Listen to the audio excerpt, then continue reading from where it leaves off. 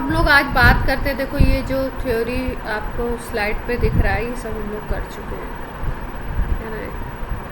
आज हम लोग बात करते हैं फिजिकल एड्जॉर्प्शन और केमिकल एड्जॉर्प्शन। एड्जॉर्प्शन के टाइप्स हैं फिजिकल एंड केमिकल।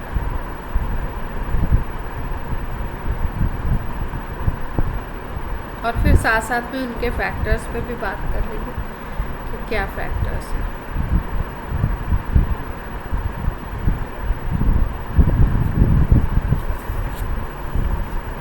आवाज़ क्लियर है सब?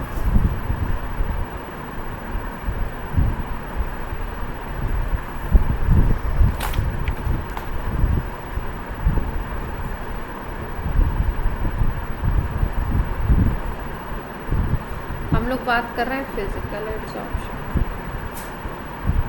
और केमिकल एड्जॉर्प्शन।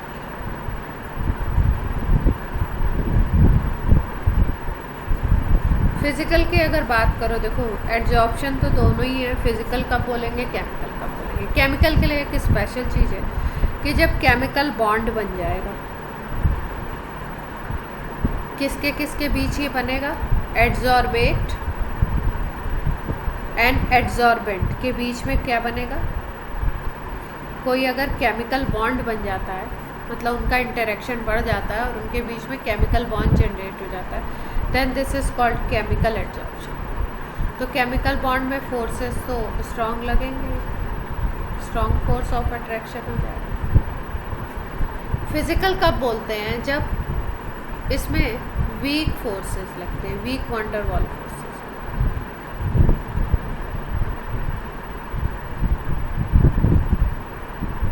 तब उसको हम बोलते हैं फिजिकल एड्जॉर्प्शन।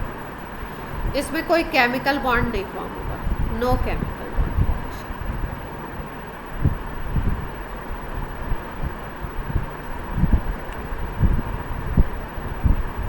ठीक है, क्लियर है इतनी बात।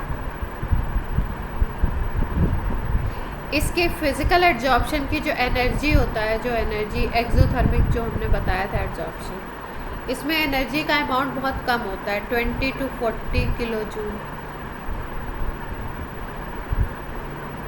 पर मोल कह सकते हैं। और इसमें केमिकल एड्जॉर्प्शन में ये जो एनर्जी होती है इसका अमाउंट बहुत हाई, ये आफ्टर 40 होगी, 40 to 200 किलो जूल।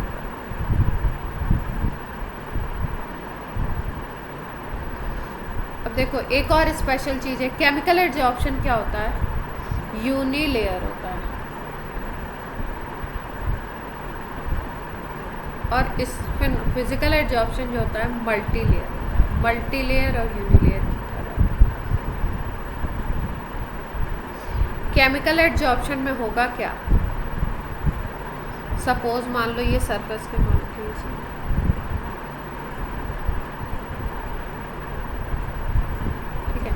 यहाँ पे कोई ये बी है, ये है आपका एड्जॉर्बेंट, और ऊपर से ये आ गए दूसरे मॉलिक्यूल्स ए के, ये है आपका एड्जॉर्बेंट।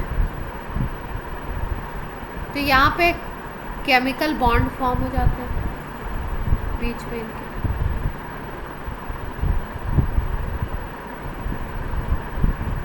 ठीक है, तो सरफेस पे जो है ना एक लेयर तक ही, क्योंकि यहाँ पे स्ट्रॉन्ग बॉन्ड फॉर्म हो गया ना, तो अब ये नीचे नहीं जा पाता है। ठीक है, लेकिन अगर हम फिजिकल की बात करें तो क्योंकि फोर्सेस बहुत वीक होते हैं,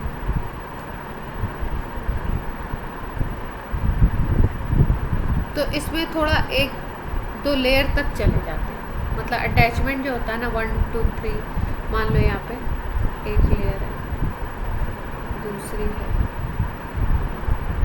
तीसरी है, इस तरीके से मॉलिक्यूल्स की लेयर है, तो कुछ नीचे तक जा सकते हैं।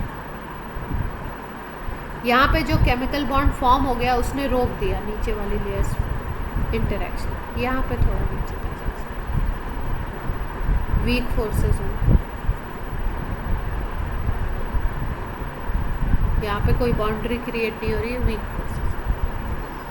क्लियर है इतनी बात। अब देखो सरफेस एरिया को चेंज कर रहे हो आप, तो सरफेस एरिया को चेंज करने पे अगर हम इसकी बात करें केमिकल एड्जॉर्प्शन की, तो इसके बारे में एक टर्म बोला जाता है हाईली स्पेसिफिक। देखो केमिकल बॉन्ड बन रहा है तो केमिकल बॉन्ड तो स्पेसिफिक होता ही है ना। जैसे मान लो कार्बन और ऑक्सीजन के बीच में CO2, कार्बन और ऑक्सीजन के बीच में CO2 ये वाला मॉलिक्यूल बनना है तो इसका बॉन्ड इस तरीके का, ठीक है। अगर C और O के बीच में बनना होगा तो कोऑर्डिनेट बॉन्ड आता है, पता है, इस तरीके से, ठीक है। इसी तरीके से कार्बन और ऑक्सीजन का कोई और भी मॉलिक्यूल हो सकता है जिसमें बॉन्डिंग कुछ अलग हो जाए। तो आप देख रहे हो मॉलिक्यूल तो वही है लेकिन बॉन्डिंग का टाइप जो है वो क्या हो रहा है, डिफर कर रहा है। मतलब ये क्या है, स्पेशल है। स्पेशल का क्या मतलब है कि भाई अगर कोई चीज़ A है वो B के साथ एक स्पेशल बॉन्ड ही बनाएगा और उसकी भी कंडीशन के ऊपर डिपेंड करेगा ऑक्सीजन का कितना अमाउंट है। जैसे हम ये वाले रिएक्शन की बात करते हैं कि भाई यहाँ पे CO2 बन रहा है और यहाँ पे क्या बन रहा है, कार्बन मोनोऑक्साइड। दोनों ही कार्बन ऑक्सीजन की रिएक्शन हो रही है, देख रहे हो आप, लेकिन यहाँ पे इसके सप्लाई क्या कर दिया आपने, एक्सेस कर दिया ऑक्सीजन, और यहाँ पे ऑक्सीजन की सप्लाई क्या कर दी, लिमिटेड कर दी। तो बॉन्ड अलग हो गया, मॉलिक्यूल अलग बन गया, अटैचमेंट अलग तरीके का हो गया। क्लियर हो रही बात? क्योंकि केमिकल एड्जॉर्प्शन में बॉन्ड बनता है, केमिकल बॉन्ड बनता है, ये इसलिए ये क्या होता है, हाईली स्पेसिफिक। जबकि फिजिकल एड्जॉर्प्शन में वीक फोर्सेस लगते हैं, इसलिए ये हाईली स्पेसिफिक।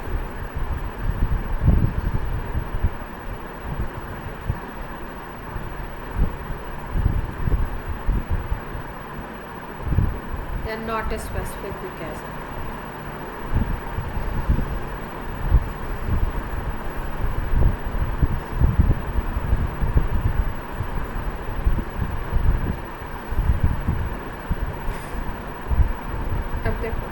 जैसे इसमें बोलते हैं लो एक्टिवेशन एनर्जी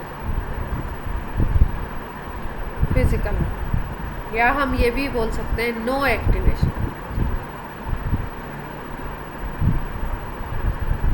कोई बॉन्ड वॉन्ड तो बनना नहीं है, सिंपल वीक फोर्सेस, एक मॉलिक्यूल दूसरे मॉलिक्यूल के पास आया और कुछ वीक बॉन्ड यहाँ पे वीक फोर्स लगने लगे, ठीक है। तो ये केवल पास आने से ही काम बन जाता है, एड्जॉर्प्शन हो जाता है फिजिकल वाला, और इसमें कोई एनर्जी आपको देनी नहीं पड़ती, या अगर दोगे भी तो बहुत कम अमाउंट।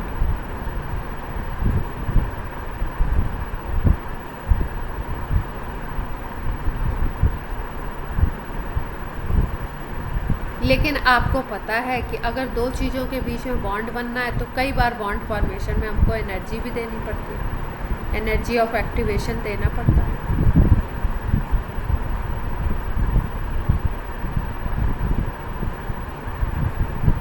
क्लियर है?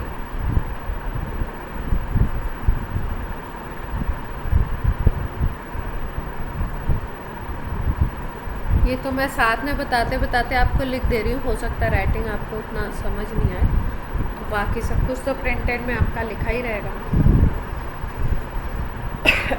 अब देखो फिजिकल एड्जॉर्प्शन की अगर बात करो तो इसमें हम लोग अगर बात करें नेचर ऑफ एड्जॉर्बेट के बारे में,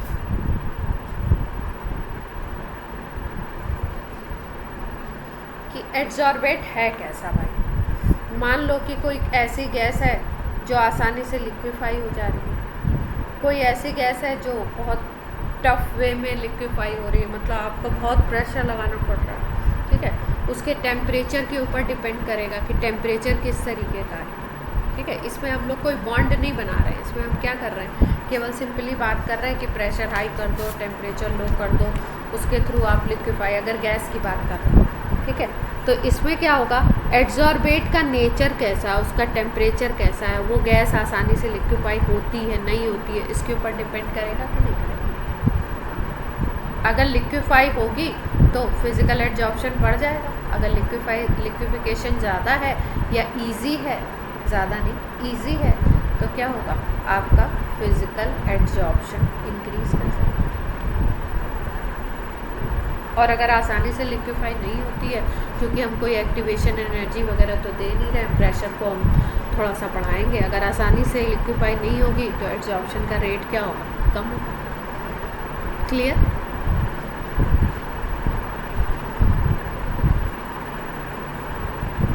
ठीक है। या किस चीज़ को हम एड्जॉर्ब करा रहे हैं, जैसे मान लो हम लिक्विड को एड्जॉर्ब करा रहे हैं कि सॉलिड को एड्जॉर्ब करा रहे हैं, या हम गैस को एड्जॉर्ब करा रहे हैं, और उस गैस की अगर बात करूँ तो उसका टेम्परेचर क्या है, उसका प्रेशर क्या है, इन चीज़ों के ऊपर एड्जॉर्प्शन डिपेंड करेगा।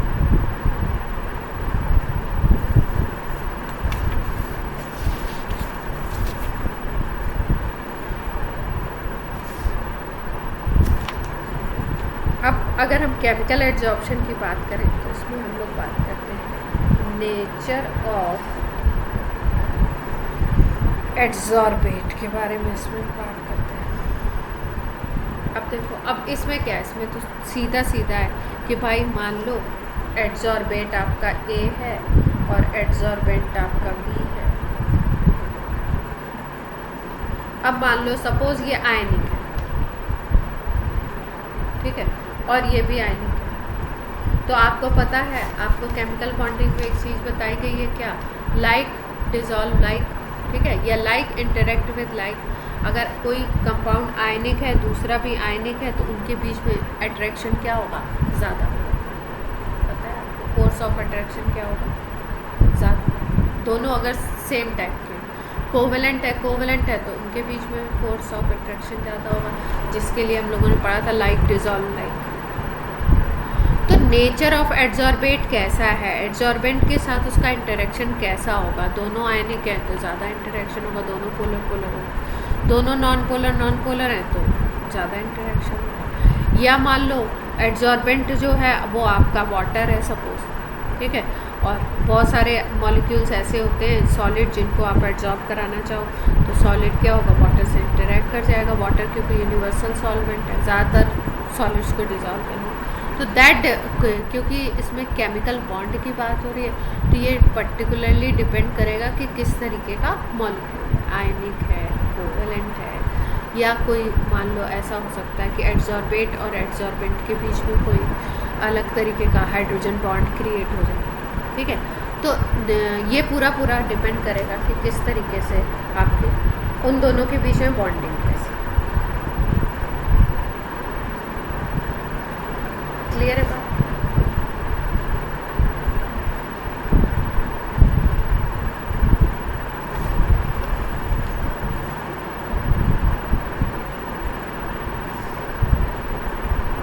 अब देखो,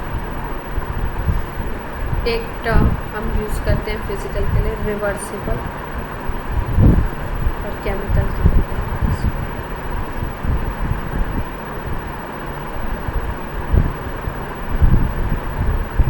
ठीक। अब रिवर्सिबल ये क्यों होता है फिजिकल, क्योंकि इसमें वीक फोर्सेस लगते हैं, ठीक है। आपने एड्जॉर्प्शन कराया ए का बी के ऊपर, एड्जॉर्प्शन आपने करा दिया। अब क्या है, इनके बीच में जो फोर्स ऑफ अट्रैक्शन है वो क्या है, वीक है। तो अगर फोर्स ऑफ अट्रैक्शन वीक है, अब इस फोर्स ऑफ अट्रैक्शन को अगर आप ब्रेक कर दो तो डीजॉर्प्शन हो जाएगा।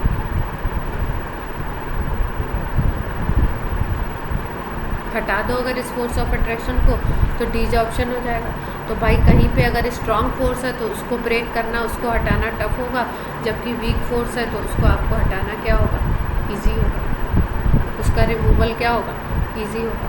इसलिए ज़्यादातर ऐसा देखा जाता है कि जो फिज़िकल एड्जॉर्प्शन है वो कैसा होता है, रिवर्स, क्योंकि ईजीली हम क्या कर सकते हैं, फोर्स ऑफ अट्रैक्शन को रिमूव कर सकते हैं, हटा करके हम डीजॉर्प्शन कर सकते हैं।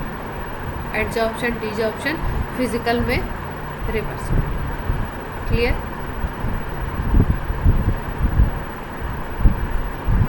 अब यही चीज़ अगर केमिकल की बात करो तो केमिकल में भैया क्या होगा, स्ट्रॉन्ग केमिकल बॉन्ड बन चुके हैं, और केमिकल बॉन्ड इजी बात नहीं होती है इसको ब्रेक करना, तो हाई अमाउंट ऑफ एनर्जी खर्च करनी पड़ेगी।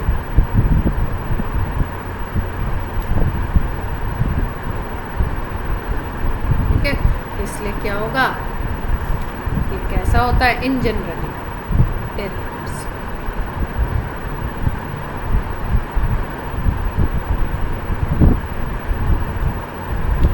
क्लियर?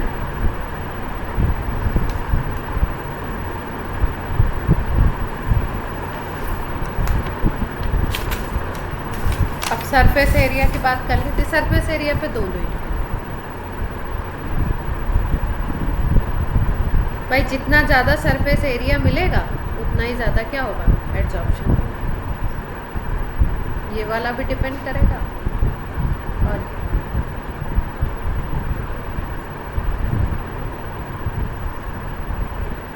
ठीक है, जैसे मान लो किसी चीज़ को आपको जो अपना ये करवाते हैं मेटलर्जिकल जो प्रोसेस होते हैं जिसमें हम लोग एक्सट्रैक्शन ऑफ मेटल करते हैं फ्रॉम ओर, तो उसमें क्या करते हैं हम लोग, ओर को पहले क्रश करते हैं। ठीक है, पहले तो उसका वाटर से वॉशिंग करी जाती है जिससे कि आपका जो भी ऐसी इम्प्योरिटीज़ हो, ऐसी गंदगी वगैरह उसमें हो, जो वाटर से वॉश हो जाए, हट जाए, पहले वो करते हैं। और उसके बाद हम उसको ओर को क्रश करते हैं। क्यों क्रश करते हैं? क्योंकि कोई भी अगर रिएक्शन करवाना है तो सरफेस एरिया अगर ज़्यादा होगा, किसी चीज़ को क्रश करने से उसका सरफेस एरिया बढ़ जाता है ना, तो सरफेस एरिया अगर ज़्यादा होगा तो एड्जॉर्प्शन, एब्जॉर्प्शन या कोई भी फिनोमिनन जो हम कर रहे हैं वो ज़्यादा, उनका रेट बढ़ता है। क्लियर है? तो ये तो हमने सिंपल बात कर ली फिजिकल और केमिकल एड्जॉर्प्शन। अब हम बात करते हैं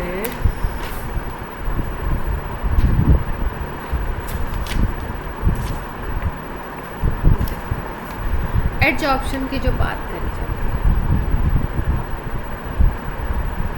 उसमें कुछ आइसोथर्म्स की बात है। आइसोथर्म समझते हैं आप क्या होता है?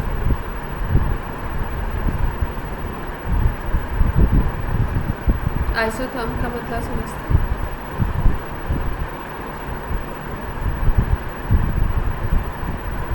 हाँ, कोई भी आप आइसोथर्म्स में क्या करते हैं, इसमें हम लोग कोई भी ग्राफ प्लॉट करो, कोई भी कर्व आप प्लॉट करते हो, ठीक है, एट कांस्टेंट टेम्परेचर। किसी भी फिनोमेना को आप ऑब्जर्व कर रहे हो एट कांस्टेंट टेम्परेचर, तो उसको हम क्या बोलेंगे, आइसोथर्म्स। ठीक है, तो इसका मतलब क्या है, टेम्परेचर कांस्टेंट रखना है और टेम्परेचर कांस्टेंट रख के फिर हम लोगों को देखना है कि एड्जॉर्प्शन कितना हो रहा है, कैसे हो रहा है, उसकी बात करी जाएगी। ठीक, तो इसमें देखिए क्या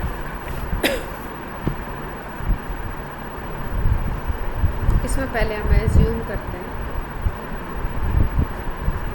कि मान लो m है आपका मास ऑफ एड्सॉर्बेंट और x अमाउंट हमने मान लिया, ये है आपका मास ऑफ एड्सॉर्बेंट। और एक टर्म हम निकालते हैं x/m, इस टर्म को हम लोग बोलते हैं एक्सटेंट ऑफ एड्सॉर्प्शन। ठीक है, अगर इसको वैसे बोलो तो आप ये भी बोल सकते हो ना, mass of adsorbate per unit mass of adsorbate. ठीक है, इसका मतलब कितना मास एड्सॉर्बेट का एड्सॉर्ब हो रहा है, किसके ऊपर, यूनिट मास एड्सॉर्बेट के ऊपर। ठीक है, इस क्वांटिटी को हम देखते हैं x/m को। और एड्सॉर्प्शन में करवा क्या रहे हैं, किसको देख रहे हैं, पहले फर्स्ट केस हम लोग देख रहे हैं, गैस को आप एड्सॉर्ब करवा रहे हो, इसका मतलब गैस क्या है, एड्सॉर्बेट, और आप इसको सॉलिड के सरफेस पे एड्सॉर्ब।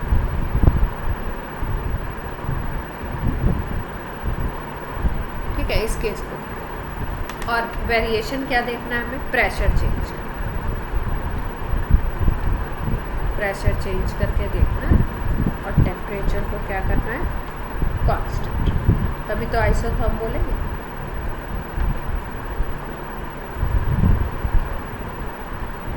ठीक है, तो इसको देखा तो कई साइंटिस्ट ने था।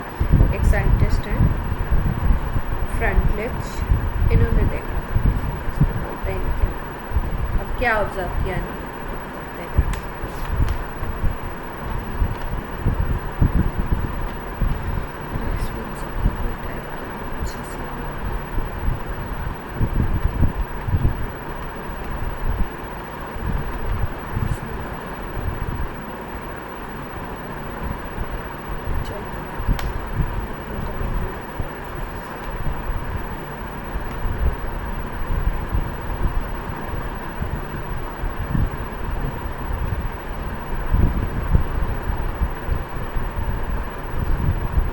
वाई एक्सिस पे लिया इन्होंने एक्स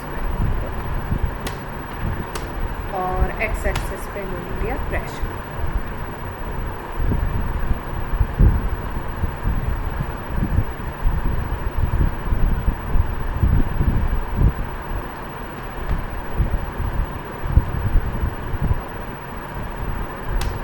अब क्या देखते हैं, प्रेशर जैसे जैसे इंक्रीज करते हैं तो ये ग्राफ कुछ इस तरह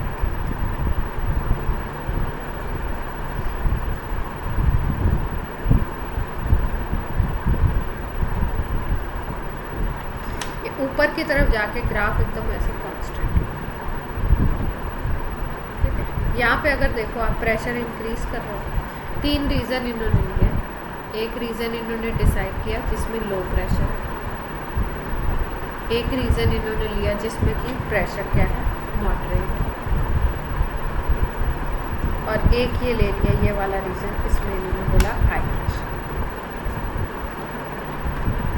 ठीक है, प्रेशर बहुत इंक्रीज किया और टेम्परेचर को क्या रखा है इन्होंने,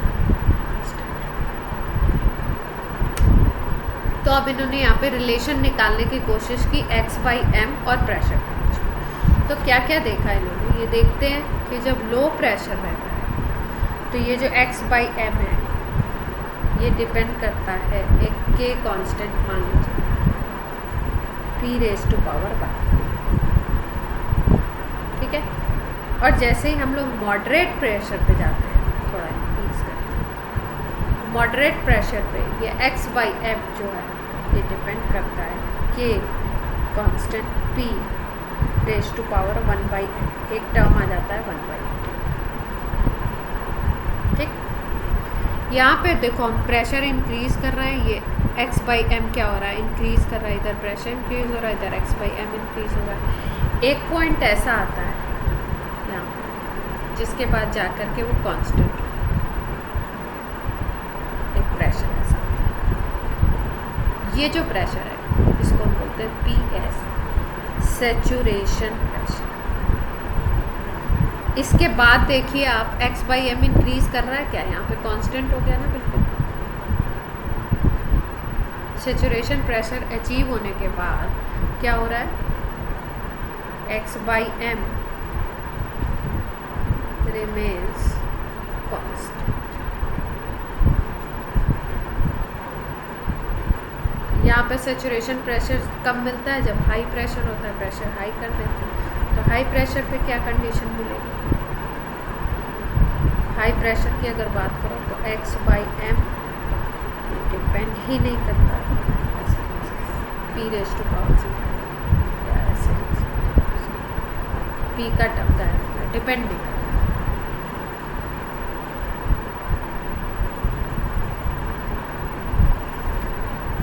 क्लियर हो इतनी बात। अब इनके आइसोथर्म से हम क्या देख पा रहे हैं, हमने क्या इंटरप्रेट किया कि भाई टेम्परेचर कांस्टेंट रख रहे हो आप, तो पहले तो क्या होता है x/m इंक्रीज करता है, ठीक है, और उसमें जो इंक्रीजिंग पावर होती है क्या होती है, 1 होती है। ठीक है, ये जैसे इंक्रीज करेगा वैसे ये भी इंक्रीज कर रहा है रेट अप्रॉक्सीमेटली उसी तरीके से। फिर उसके बाद जब आप थोड़ा सा और प्रेशर मॉडरेट पे लाते हो तो ये 1/n से डिपेंड करता है, और जब हाई कर देते हो और उसमें एक पॉइंट आता है जिसको हम बोलते हैं सैचुरेशन प्रेशर, ऐसा प्रेशर जिसके बाद फिर आपका x/m कांस्टेंट ही हो जाएगा। ठीक है, तो यहाँ पे क्या है x/m इस पॉइंट पे कांस्टेंट हो जाता है, सैचुरेशन प्रेशर बोलते हैं। और इसके बाद फिर आप प्रेशर इंक्रीज करते जाओ, x/m के ऊपर कोई फर्क नहीं पड़ता। क्लियर? अब देखो ये चीज़ शो क्या कर रही है भाई, पहले तुम प्रेशर लगा रहे हो, सपोज गैस एड्जॉर्ब हो रही है, ठीक है, लिक्विफाई हो रही है, प्रेशर आपने बढ़ाया, फिर और प्रेशर बढ़ाया, फिर उसके बाद और एड्जॉर्ब हो गई। अब क्या होगा, उसके बाद धीरे धीरे आप क्या देखोगे कि जब बहुत हाई प्रेशर कर दिया ना, अब एड्जॉर्प्शन पूरा हो चुका है, पूरा सरफेस कवर हो गया है। अब प्रेशर बढ़ाते जाओ, अब जब सरफेस पे पूरा सरफेस आपका कवरअप हो गया तो अब एड्जॉर्प्शन होगा कहाँ? प्रेशर कितना भी बढ़ा लो, ठीक है। तो एड्जॉर्प्शन क्या होता है, एक टाइम के बाद फिर क्या होगा, रुक जाएगा। जब सरफेस पे कोई जगह ही नहीं बची हुई है, सारी ऑक्यूपाई हो गई है, तो सारे बॉन्ड बन गए हैं, तो अब कहाँ से होगा एड्जॉर्प्शन? नहीं होगा ना, यही शो करता है। क्लियर हो इतनी बात?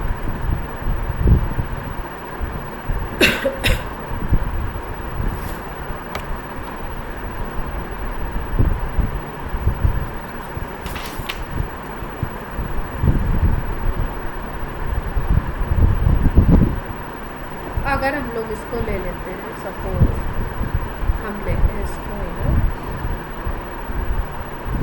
सॉल्यूशन की बात करते हैं, ठीक है। सॉलिड पे आप क्या करो, किसी सॉल्यूशन को ऐड करो,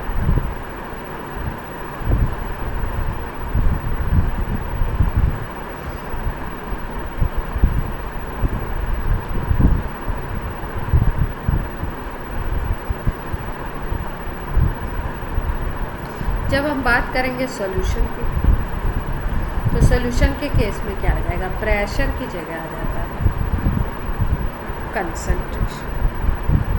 कंसंट्रेशन सी की, तब वो किसके ऊपर डिपेंड करेगा, कंसंट्रेशन के ऊपर। जैसे हम लोग Kp और Kc की बात करते थे ना, रिएक्टेंट की कंसंट्रेशन और रिएक्टेंट के प्रेशर की बात कर लेते थे हम लोग, या प्रोडक्ट के कंसंट्रेशन। वैसे ही जब यहाँ पे हम लोग सोल्यूशन की बात करेंगे, अभी तो गैस हो रही थी, अब मान लो कोई सोल्यूशन एड्जॉर्ब हो रहा है, तो सोल्यूशन की जब बात करेंगे तो हम लोग क्या करेंगे, उसके कंसंट्रेशन की बात करेंगे कि कंसंट्रेशन को इंक्रीज़ कर रहे हैं, डिक्रीज़ कर रहे हैं, तो क्या चेंजेस है। क्लियर है इतनी बात?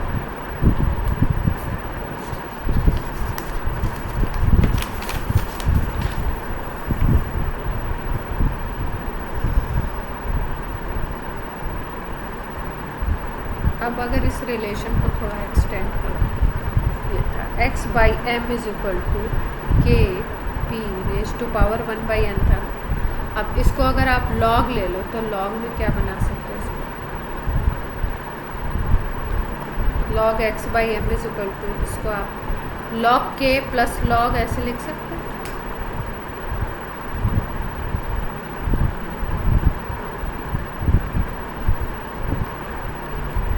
ऐसे बन सकता है,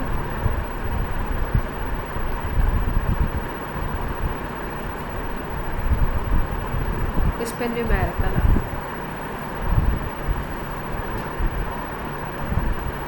अब इसको आप y is equal to mx plus c से कंपेयर कर सकते हैं। c क्या होगा इसमें, log k,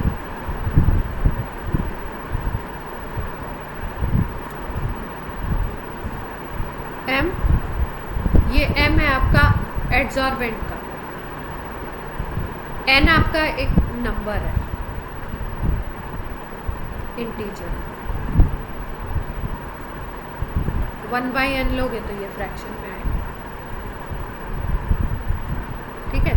तो अगर आप इनके और इनके बीच में आप ग्राफ खींचो, log x/m और log p के बीच में ग्राफ खींचो, तो कैसा मिलेगा ग्राफ हमको, स्ट्रेट लाइन मिलेगा। और इसका स्लोप क्या होगा इस स्ट्रेट लाइन का, 1/n होगा क्या स्लोप,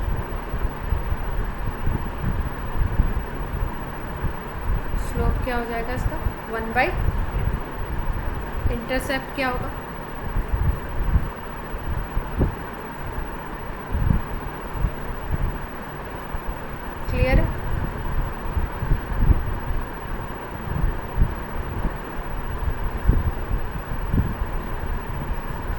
ठीक है, इसीलिए ऐसा बोला गया। देखो अगर फ्रेंडली आइसोथर्म की बात करें हम लोग, तो देखो लो प्रेशर पे तो वो इस एकदम डायरेक्टली प्रोपोर्शनल था। फिर मॉडरेट पे क्या है, ये 1/n वाला रिलेशन आया, और हाई पे क्या हो गया, इंडिपेंडेंट हो गया प्रेशर से। ठीक है, तो ऐसा बोला जाता है। लिमिटेशन क्या है इस आइसोथर्म की, अगर हम बोले फ्रेंडली आइसोथर्म की, तो इसकी लिमिटेशन है कि अच्छा जो है ना ये, वो किस पे बताएगा रिजल्ट, मॉडरेट। हाई पे तो बात ही ख़त्म हो गई। ठीक है, क्योंकि हाई पे तो पावर क्या हो गई यहाँ पे, जीरो, इंडिपेंडेंट। क्लियर?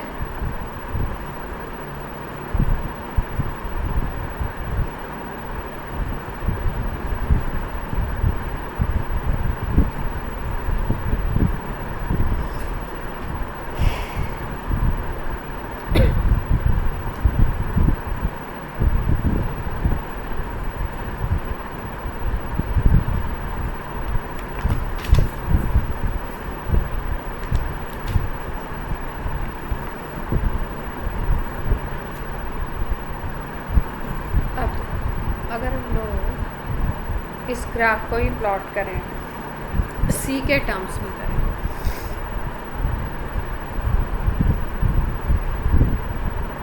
सपोज करते हैं सी है हमारी इक्विलिब्रियम कंसंट्रेशन।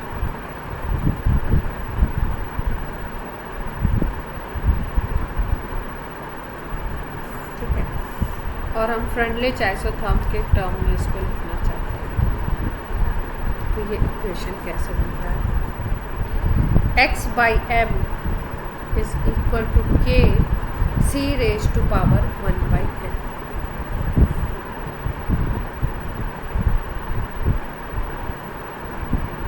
ठीक है, c यहाँ पे इक्विलिब्रियम कंसंट्रेशन है, किसकी, एडसॉर्बेट।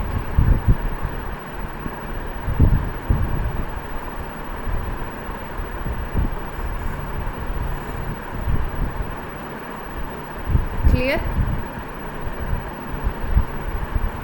x को हम मान सकते हैं अमाउंट ऑफ एडसॉर्बेट, और m को हम मान सकते हैं वही चीज़ है सेम, ये एडसॉर्बेट का है और ये किसका है, एडसॉर्बेट। बस चेंज क्या आया, p की जगह हमने क्या यूज़ कर दिया, c यूज़ कर दिया। तो अगर लॉग के फॉर्म में लिखोगे तो भी सेम आएगा उसी तरीके से।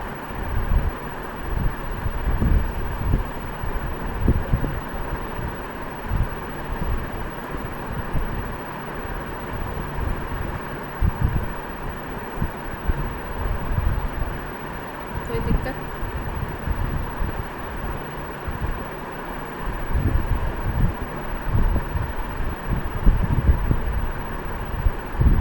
अब इस पे कोई न्यूमेरिकल दिया हो तो कर सकते,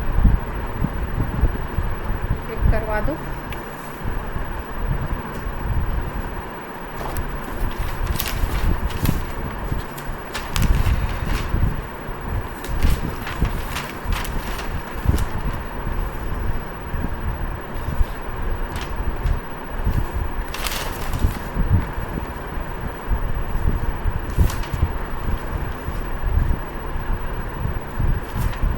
कम आते हैं, थ्योरेटिकल क्वेश्चन ज़्यादा आते हैं इससे,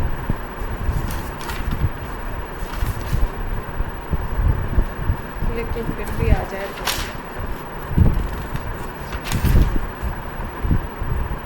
28 कोई क्वेश्चन।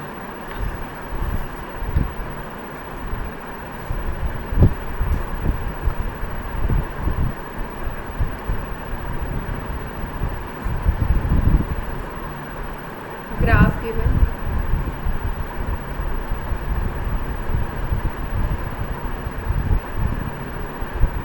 स्ट्रेट लाइन है, ये कोई वैल्यू 3 दिया हुआ है और ये कोई वैल्यू।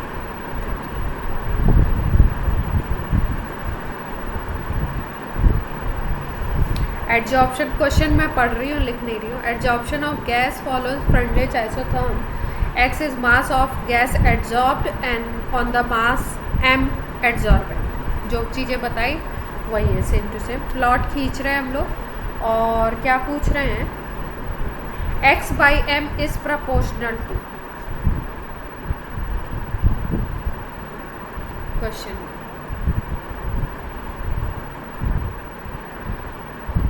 किसके प्रोपोर्शनल होगा?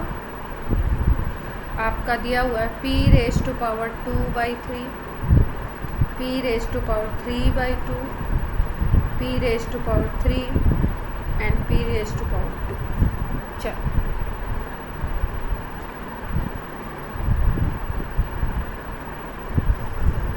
इस स्ट्रेट लाइन का m निकाल सकते हैं क्या?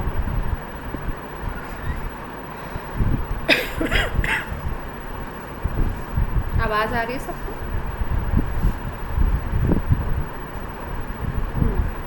चलो बताओ, आप लोग को बताना। 2/3 आएगा कैसे?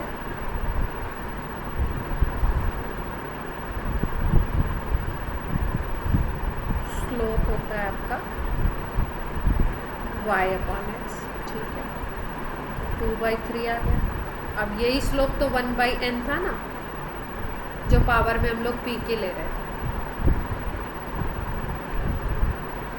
ये इक्वेशन थी ना।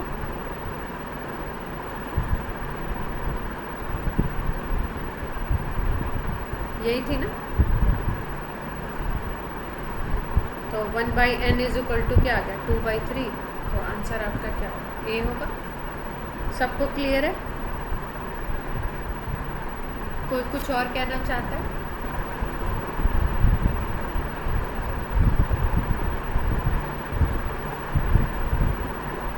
अब 2 शिफ्ट में आया हुआ यही क्वेश्चन कोई अप्रैल की शिफ्ट में ऐसे आया है, और मेरे ख्याल से जनवरी की शिफ्ट में 2/4 कर दिया।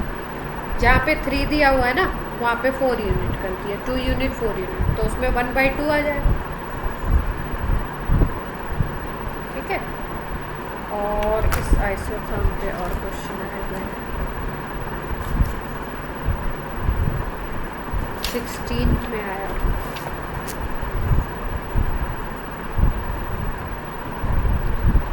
नहीं,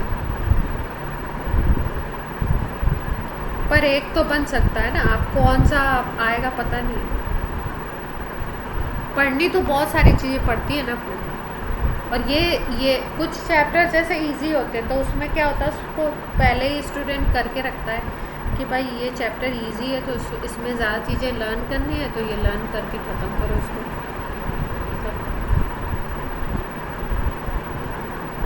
पक्का करने वाली बातें होती हैं, पक्का करो, ख़त्म करो।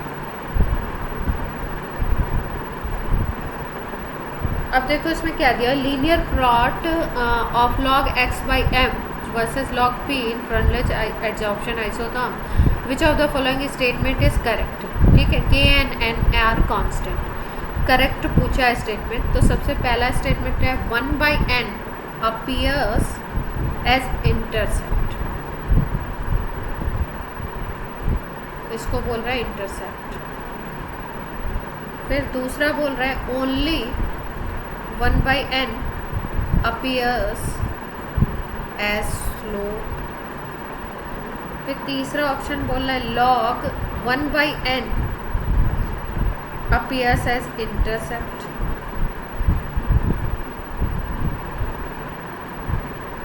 और फिर दिया हुआ है both k and 1/n appear in the slope down।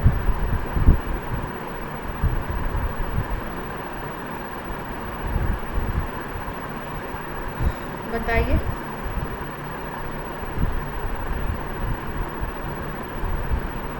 One by N ही तो होगा क्या, और कोई तो आएगा?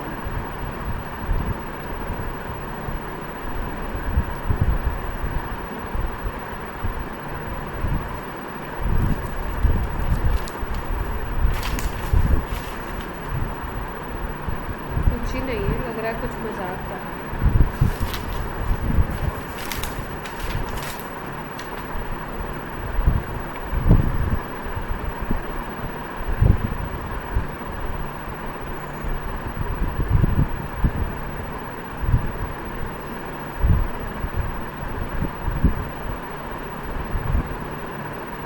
टॉपिक पढ़े हैं ना, उस पर ही मैं क्वेश्चन उसके ज़्यादा तो पढ़ा नहीं, अपने फिजिकल और केमिकल ही पढ़ा ना।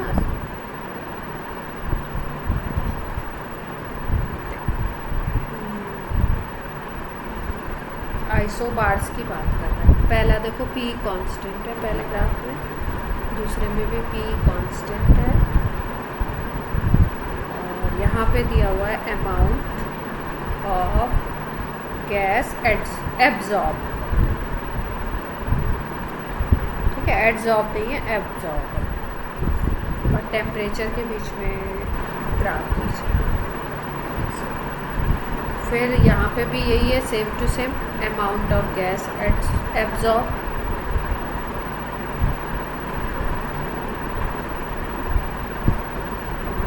ग्राफ।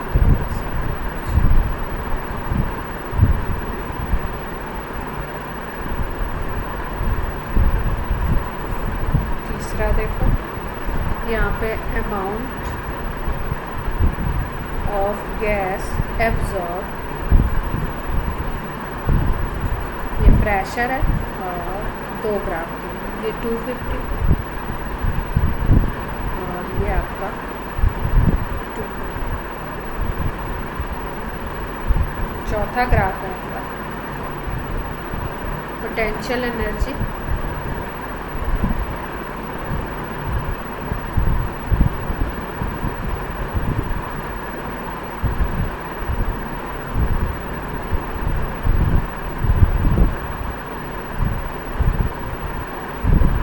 ये डिस्टेंस दिया हुआ और एक ये डिस्टेंस,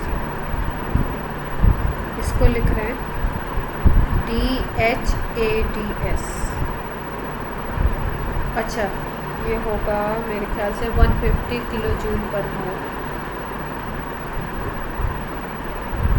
और ये है आपका डिस्टेंस ऑफ मॉलिक्यूल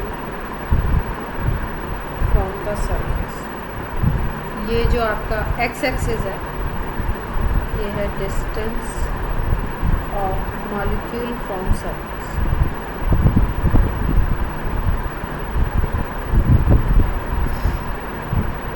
और यहाँ पे EADS, ये तो पता नहीं क्या बोलता है EADS।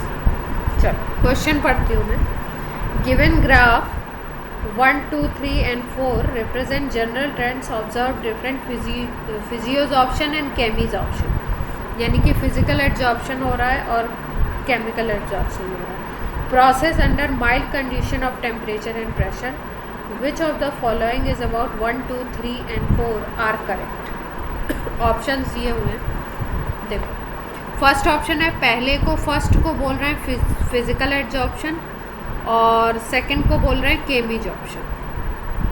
सेकंड ऑप्शन है first is physical absorption and third is chemical, और फिर थर्ड ऑप्शन में फोर्थ को केमिकल बोल रहे हैं, सेकंड को, मतलब फिजिकल केमिकल पहचानना है बेसिकली। कौन से ग्राफ फिजिकल एब्जॉर्प्शन को शो कर रहे हैं और कौन से आपके, इन्होंने एब्जॉर्प्शन क्यों लिखा है, एब्जॉर्प्शन, और कौन सा आपका केमिकल को शो, ये बताओ कैसे।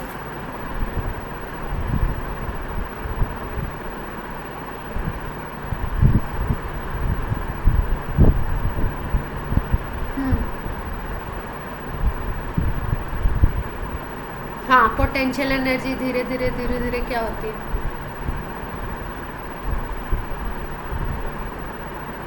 सही है। नेक्स्ट,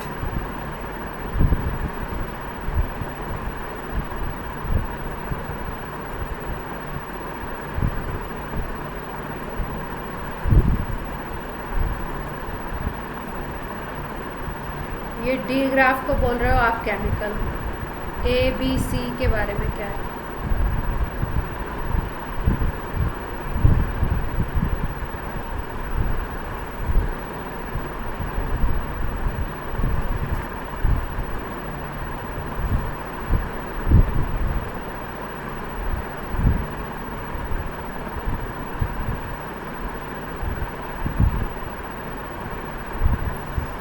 सी वाला आपका फिजिकल को शो कर सकता है।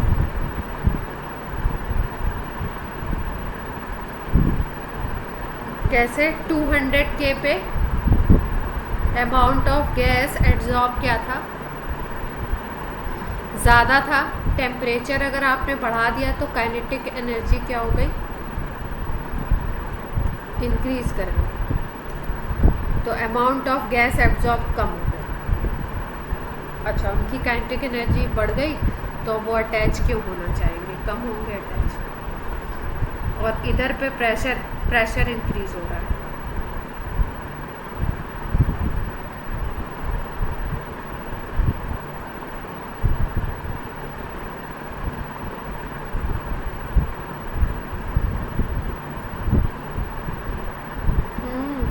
वही मुझे समझ नहीं आ रहा है, इनको एड्सॉर्प्शन लिखना चाहिए था।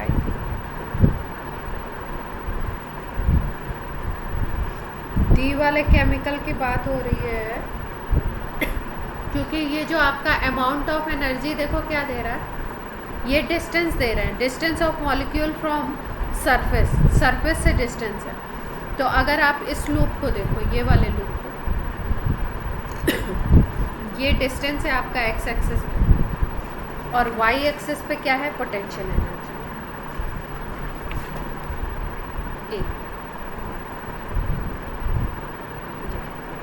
ये वाई एक्सिस पे पोटेंशियल एनर्जी है, और ये है distance of molecule from the surface.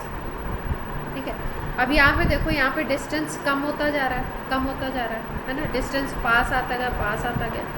अब इसके बाद क्या हो गया, और पास आया, फिर यहाँ पे इतना अमाउंट ऑफ एनर्जी अगर कुछ खर्च हुई, ठीक है, तो यहाँ पे फिर क्या हो गया, फॉर्मेशन हो गया केमिकल बॉन्ड का, बहुत पास आ गया पोटेंशियल एनर्जी का।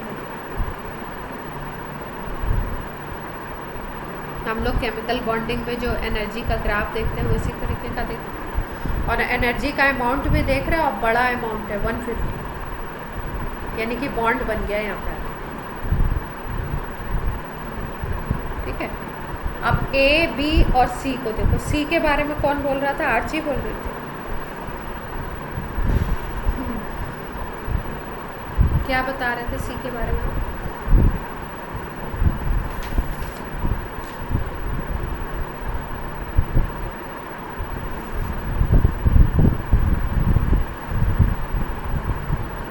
टेम्परेचर, हाँ ये कह रहे हो ना, अमाउंट ऑफ गैस एब्जॉर्ब, ये कह रहे हो ना, हाँ वही मैं भी सोच रही हूँ यहाँ पे एब्जॉर्प्शन दोनों ऑप्शन में क्यों लिखा है, और ऐसी गलती होती तो नहीं है। अगर एब्जॉर्ब मान के करते हैं तो देखो क्या शो कर रहा है, टेम्परेचर, हाँ टेम्परेचर देखो यहाँ पे 200 था, यहाँ पे हमने क्या कर दिया 250 कर दिया। अब टेम्परेचर तुम इंक्रीज़ कर रहे हो, तो टेम्परेचर जब इंक्रीज़ करोगे तो क्या होगा आपका, काइनेटिक एनर्जी गैस की क्या होगी, गैस मॉलिक्यूल की बढ़ेगी। के ही इंक्रीज़ करेगा तो एब्जॉर्प्शन क्या होगा, अपने आप कम हो जाएगा और दूर भागेगा। तो यहाँ पे दिखा भी रहा है कि पहले वाले ग्राफ का ज़्यादा है अमाउंट, और दूसरे वाले ग्राफ का क्या है, कम। क्लियर?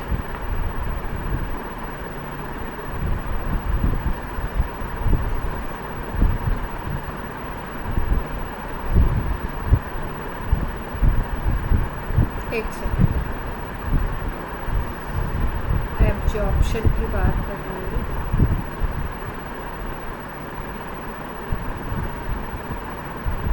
हाँ देखो टेम्परेचर बढ़ाओगे तो एब्जॉर्प्शन भी कम ही होगा भाई। इसको भी तो, हाँ इसको भी तो बल्क, भाई डिफरेंस क्या है, वो सरफेस पे है, वो बल्क में जाना है, ठीक है, अंदर पेनिट्रेट करना है।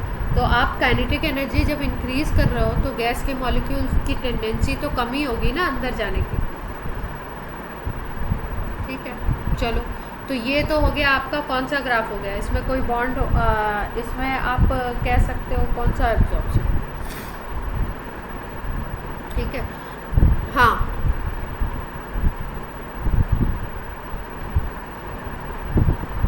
ए क्या रिप्रेजेंट कर रहा है,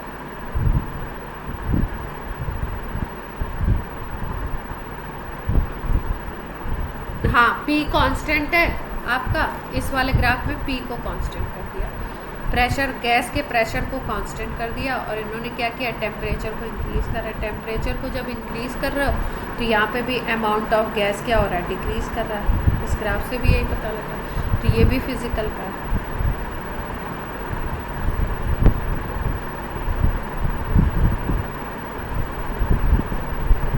अब बी को देखो, डी वाला तो केमिकल है।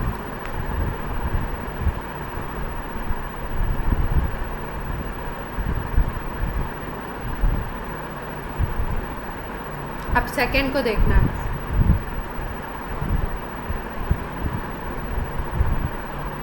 अब यहाँ पे देखो पी को तो कांस्टेंट रखा है इन्होंने, है ना, और टेम्परेचर को क्या कर रहे हैं, इंक्रीज कर रहे हैं। अगर इधर जा रहा है तो इधर टेम्परेचर इंक्रीज हो रहा है,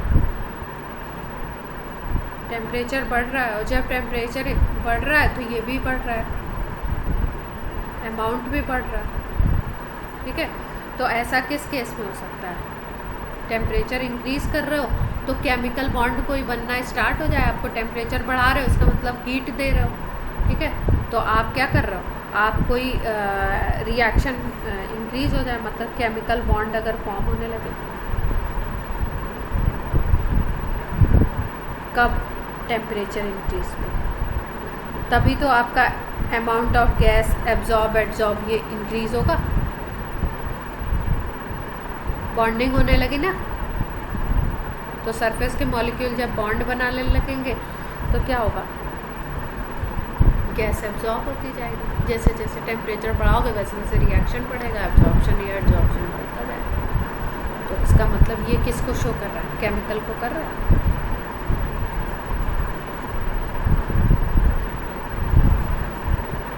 क्लियर हुई बात। दो तो फिजिकल वाले थे और दो कौन से थे, केमिकल। अब जो ऑप्शन इसके अकॉर्डिंग होगा, ऑप्शन में नहीं लिख रही हूँ, आपको पता लग गया तो अब तो चूज करें। क्लियर।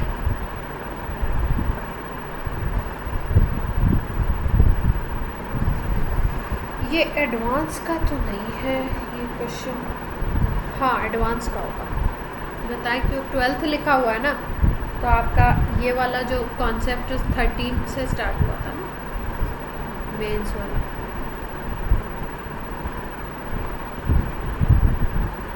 हाँ 2012 है ना।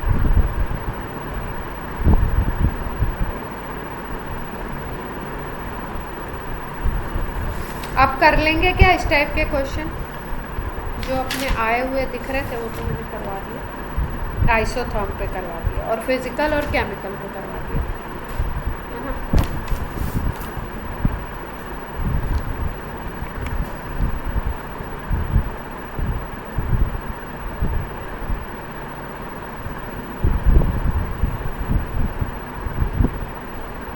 अब देखो कि आइसोबार्स, आवाज़ सुनाई दे रही। अब आइसोबार्स क्या होगा भाई, कोई भी आप ग्राफ प्लॉट कर रहे हो, वो किस पे कर रहे हो, कांस्टेंट प्रेशर पे कर रहे हो, जिसकी अभी क्वेश्चन में बात हुई। तो ये ग्राफ देखो कैसे देखने को मिले हम लोगों को, x/m अगर देखो अमाउंट टेम्परेचर के बीच में, तो हमने क्या देखा, ये p कांस्टेंट है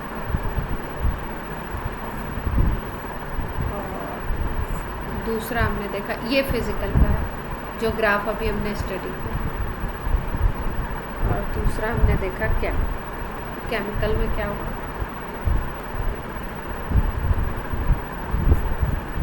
पहले टेम्परेचर इंक्रीज करो तो अमाउंट ऑफ गैस इंक्रीज हो, ठीक है। फिर एक टेम्परेचर पे क्या होगा, पूरी जब रिएक्शन हो जाएगी, पूरे सरफेस पे अगर केमिकल बॉन्ड बन जाएगा, और क्योंकि केमिकल एब्जॉर्प्शन इसी वजह से क्या होता है, आपका यूनिलेयर होता है। फिर उसके बाद क्या होगा, फिर आप उसके बाद अगर टेम्परेचर इंक्रीज़ कर रहे हो तो अमाउंट ऑफ एब्जॉर्प्शन क्या होगा, कमी होगा, क्योंकि फिर ऐसा भी हो सकता है कि वो बॉन्ड धीरे धीरे ब्रेक होने लगे, ठीक है। तो अगर इस पार्ट को बोलो तो ये आप इसको डीजॉर्प्शन बोल सकते हो। और वैसे ये किसको शो कर रहा है, केमिकल एब्जॉर्प्शन। इसमें भी प्रेशर क्या है, इस ग्राफ में प्रेशर कांस्टेंट, क्लियर हुई कुछ बात? ठीक है, टेम्परेचर बढ़ाते जा रहे हो, रिएक्शन होता जा रहा है, बॉन्ड बनते जा रहे हैं, लेयर आपकी ऊपर वाली कंप्लीट होती जा रही है, बॉन्डिंग होती जा रही है, एड्जॉर्प्शन होता जा रहा है, इंक्रीज हो रहा है शुरू में। फिर उसके बाद जाके एक टाइम पे एड्जॉर्प्शन बंद हो जाएगा, जो ये पॉइंट दिखा रहा है कांस्टेंट हो गया। ठीक है, टेम्परेचर आपने कांस्टेंट कर दिया, टेम्परेचर आप इंक्रीज़ कर रहे हो लेकिन x/m थोड़ी देर के लिए कांस्टेंट होगा। फिर उसके बाद जब सारे बॉन्ड बन चुके हैं, पूरा सरफेस कवर हो चुका है, तो अब कहाँ होगा एड्जॉर्प्शन? अब अगर और आप टेम्परेचर इंक्रीज़ ही करते जा रहे हो तो हो सकता है कि वो बॉन्ड क्या हो जाए, ब्रेक हो जाए, और ब्रेक होने के बाद ऊपर जाने लगे आपके, मतलब मॉलिक्यूल फ्री होने लगे, तो डीजॉर्प्शन हो सकता है। ये उल्टा दिखा रहे हैं, अमाउंट कम हो रहा है, देख पा रहे हैं? या लेयर जब बन गई है, एक लेयर केमिकल बॉन्ड से सेटल हो गई है, तो अब एड्जॉर्प्शन होगा ही नहीं, क्या होगा अब तो धीरे धीरे। क्लियर?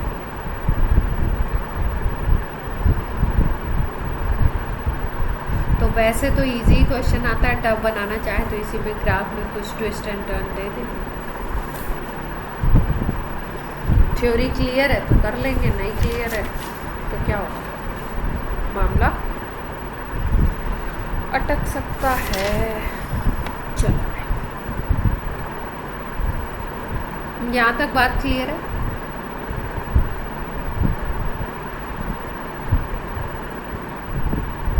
अब देखो ये वाले चैप्टर में क्या स्लाइड टू स्लाइड साथ साथ में जो अपने ये वाला प्रिंटेड वाला मटेरियल है ना, वो साथ साथ में ऐसे साथ साथ में बताने में मेरे को ऐसा लगता है जो दिया हुआ है उसी को रीड आउट करना। तो वो बात मेरे दिमाग में ही नहीं बैठती है कि ऐसे अच्छा मैंने पढ़ाया कुछ, उसी को लेकर रीड ऐसा लगता है फिर रीडिंग ही लगा। तो इसलिए मैं आपको ऐसे अलग सा बता देती हूँ समझाने के लिए, पर ये राइटिंग तो गंदी होती है, आपको पता है। जो समझ आ जाए समझ लेना, नहीं तो आपके पास प्रिंटेड तो ठीक है। अब ये बता दो आप लोग कि आपका लेक्चर तो आज का ख़त्म।